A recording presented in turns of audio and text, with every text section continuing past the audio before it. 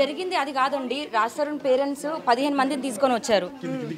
15 మందిని తీసుకొని వచ్చి అటాక్ చేశారు నా పైన. వాళ్ళు ఏం చుట్టం చూపుగా వచ్చి ఉంటే నేనే వండి పెట్టేదాన్ని. 15 మందిని తీసుకొని వచ్చారు. అంటే మీరు పోలీస్ కంప్లైంట్ చేశారా? ఇప్పుడు పోలీస్ స్టేషన్ కి వెళ్తున్నానండి. కోర్టులో ఉంది కేసు. కోర్టు నుంచి ఏమైనా ఆర్డర్ తీసుకురావాలి. ఇప్పుడు రాస్తుందంటే 11 సంవత్సరాలు ఉన్నామని చార్జ్ షీట్ లో మెన్షన్ చేశారు కదండి. ఈ రకంగా వచ్చి ధర్నా చేయడం ఏంటి? ఇంటి దగ్గరకు వచ్చి నన్ను అటాక్ చేశారండి, మొలెస్ట్ చేశారు. నా ప్రైవేట్ పార్ట్స్ అంతా మొలెస్ట్ చేశారు. 15 మంది వచ్చారు. వాళ్ళందరూ పోలీసులు తీసుకెళ్లారు వాళ్ళని. అంటే మేము ఇంట్లో ఉండడానికి వచ్చాము, ఇది రాస్తారు ఇల్లు కదా, ఆయన కట్టుకుంటాడు అని చెప్పేసి వాళ్ళ పేరెంట్స్ అంటున్నారు. ఇప్పుడు 15 సంవత్సరాలు నేను ఉన్నా కదండి.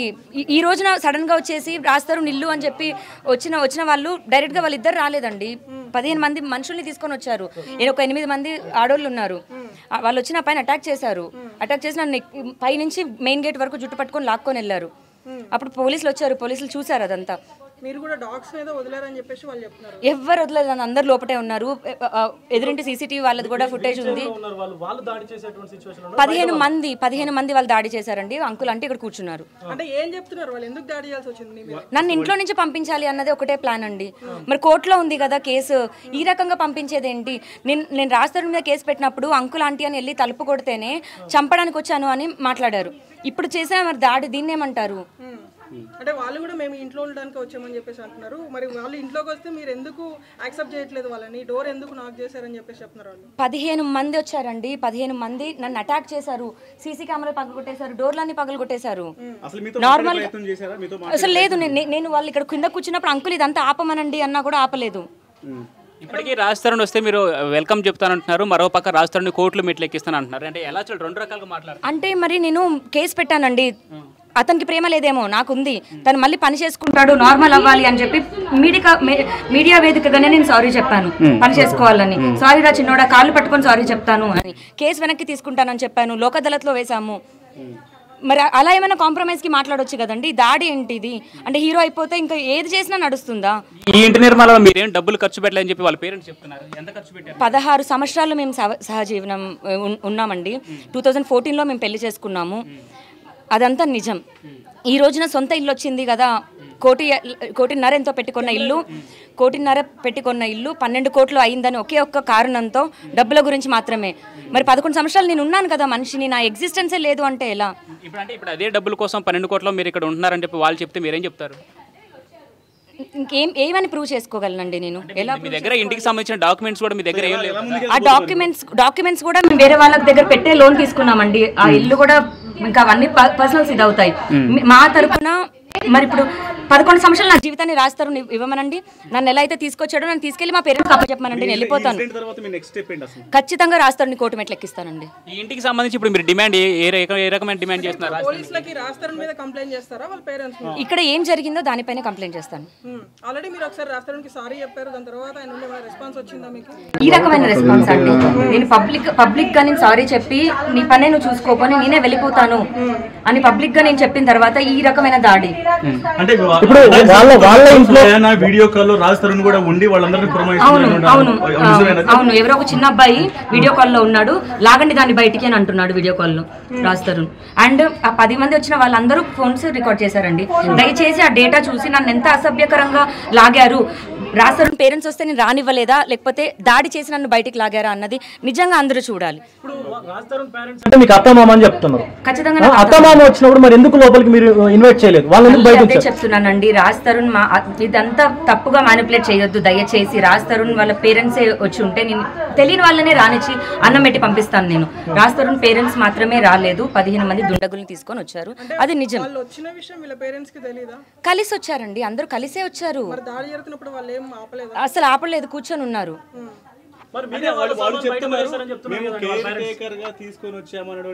15 మంది దుండగుల్ని కేర్ టేకర్ గా తీసుకొని వచ్చి నన్ను జుట్టు పట్టుకొని నన్ను మొలెస్ట్ చేసి బయటికి ఆ రకంగా చేస్తారు ఒక ఆడపిల్లని అయితే నేను అనుకోలేదు.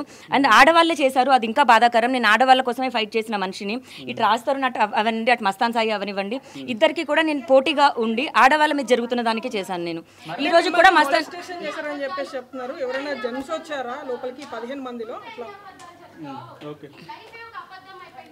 15 మంది వచ్చారు. కావాలని వచ్చి దాడి చేస్తున్నారు. అమ్మాయి మీరందరూ కేసులో చూసుంటారు, ప్రీతి అనే అమ్మాయి, అంతే. ఇప్పుడు సంసారం చేసిన మరి నేనే మనిషి ఉన్న నేనే మరి నారాజ్ అంటుంటే, ఆమె వచ్చి ఇప్పుడున్న ఆమె మరి మా తరుణ్ అన్నయ్య అని అంటుంటే మరి ఏ రకంగా సంబంధం ఇది?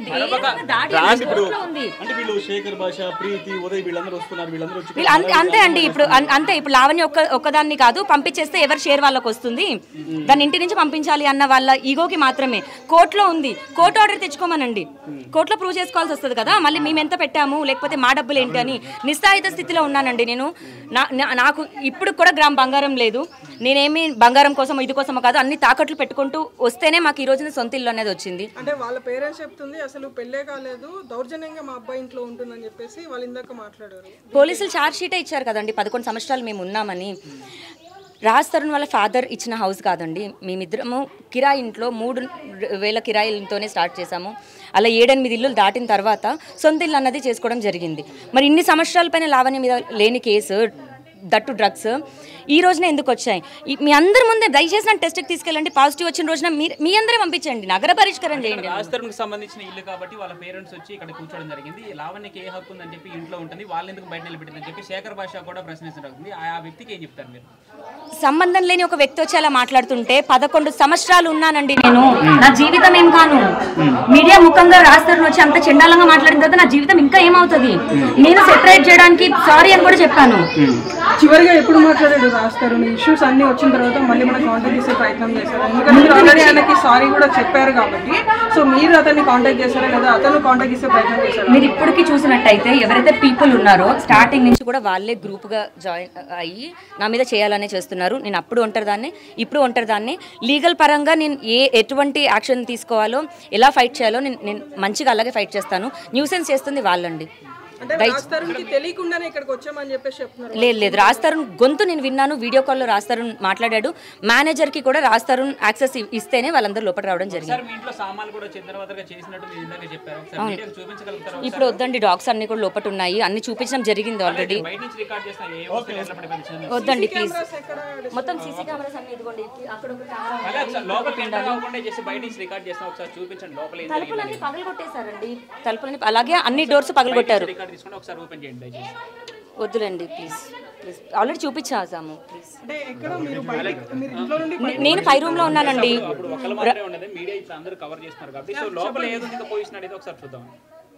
కార్తీక్ కార్తీక్ కార్తీక్ లేదులేండి, వదిలేసి. స్టార్టింగ్ నుంచి వాళ్ళు అటాక్ చేయడానికి అండి, ఏమైనా సాక్ష్యాలు తీసుకొని వచ్చి రావాలి. ఇంకా ఏం చెప్పాలి నేను? అటాకింగ్ దాడికి వచ్చారు. నేను పైన ఉన్నానండి, ఒకేసారి మా కుక్కలన్నీ అరిచాయి. ఏంటి అని పైనుంచి నేను ఇట్లా చూసే లోపే వాళ్ళు మా తమ్ముడిని బ్యాట్ తీసుకొని కొడుతున్నారు వాళ్ళు. మా తమ్ముడు తలుపేసుకొని లోపటున్నాడు, వాళ్ళు తలుపులు బద్దలు కొట్టేశారు. నేను పైకి తలుపేసుకున్నాను, నా రూమ్లోకి వచ్చి తలుపులు పగలగొట్టారు. నా ఐఫోను ఇంకో ఫోన్ తీసుకున్నారు, మా తమ్ముడు ఫోన్ పగలగొట్టారు. ఫోన్లు తీసుకొని వెళ్ళిపోయారు. గూండాలండి, రౌడీలు వాళ్ళు, పోలీస్ కస్టడీలోనే ఉన్నారు వాళ్ళు. వాళ్ళందరూ మీరు చూడండి, వాళ్ళందరూ కేర్ టేకర్సా? మరి ఏం కేర్ టేకర్స్ అయితే మాత్రం, లేకపోతే రాజ్ తరుణ్ పేరెంట్స్ అయినా మాత్రం ఇలా దాడి చేస్తారా? కోర్టులో కేసు ఉన్నప్పుడు ఇలా దాడి చేస్తారా? ఏ రకంగా దాడి చేస్తారు? వస్తువులు ఎందుకు ధ్వంసం చేశారు? సీసీ కెమెరాలు ఎందుకు పగలగొట్టారు?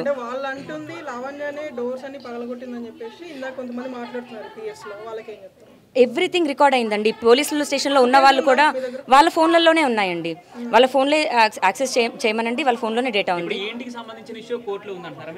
మేము కూడా వేసామండి. ఖచ్చితంగా అండి, దాడి అన్నది వాళ్ళు చేశారు, నేను చేయలేదండి. దాడి చేయడం ఏంటండి? ఖచ్చితంగా ఎదురింటి వాళ్ళ ఇంట్లో కూడా CCTV ఉంది. వాళ్ళు దాడి చేశారా, నన్ను లాక్కొచ్చారా, నేను వాళ్ళని తరిమేశాను అన్నది నేను కాసేపట్లో ప్రూవ్ చేస్తాను. పోలీస్ స్టేషన్కి వెళ్తున్నానండి. పోలీస్ స్టేషన్కి పోలీసులు వచ్చారు, తీసుకెళ్లారు. ఇక్కడ మనం టీవీ నుంచి వలి గారు మీతో మాట్లాడడానికి సిద్ధంగా ఉన్నారు, ఒకసారి మాట్లాడండి. Good evening sir. Good evening అండి, బాగున్నారా? మీ దయ వల్ల దేవుడి దయ వల్ల బాగున్నాం సార్. ముందు సార్ వలి గారు లైవ్ తీసుకోమ్మా. వలి గారు నేను రామారావు అనే మనిషిని శ్రీకాంత్, నేను రామారావు అనే మనిషి తప్పు చేస్తే మీరు ఏ శిక్ష చేసినా నేను అర్హుండండి బ్రో.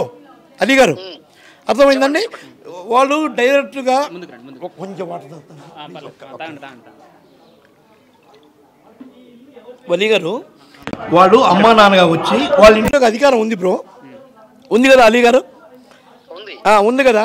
వాళ్ళు పెద్ద మనుషుల్లాగా వచ్చేసి నా నెంబర్ వాళ్ళ దగ్గర ఉంది, వాళ్ళ నెంబర్ నా దగ్గర ఉంది, ఉన్నప్పుడు వచ్చి పెద్ద మనుషుల్లాగా వచ్చి మాట్లాడుకోవచ్చు కదండి. మాట్లాడుకోకుండా వచ్చి 15 మంది గుండాలను తీసుకొచ్చి లాక్కొని పోయి బయటకి తీసుకొని పోయి ఎట్లా పెడితే అట్లా చెలువిగా చేస్తే ఏమండి వలీ గారు? అలా చేసిన వాళ్ళని ఎలా లోపలికి ఎత్తామండి? వాళ్ళ ఇంట్లోకి వాళ్ళు రానికి అధికారం ఉంది వలీ గారు. మేము దానికి ఏం తప్పంటలేదు. చాలా సందర్భాల్లో లావణ్య ఇది మీ ఇల్లు కాదు, మీకు హక్కుగా లేదు, రాజస్థాన్ కూడా ఇప్పుడు మీతో లేరు, దయచేసి ఇది రాజస్థాన్ విల్లా, ఆ విల్లాని మీరు ఖాళీ చేయండి అని చెప్పి చాలా సందర్భాల్లో చెప్పాడంట కదా రాజస్థాన్. లేదండి, రాజస్థాన్ లావణ్య విల్లా అండి. అర్థమైందా? ఓకే.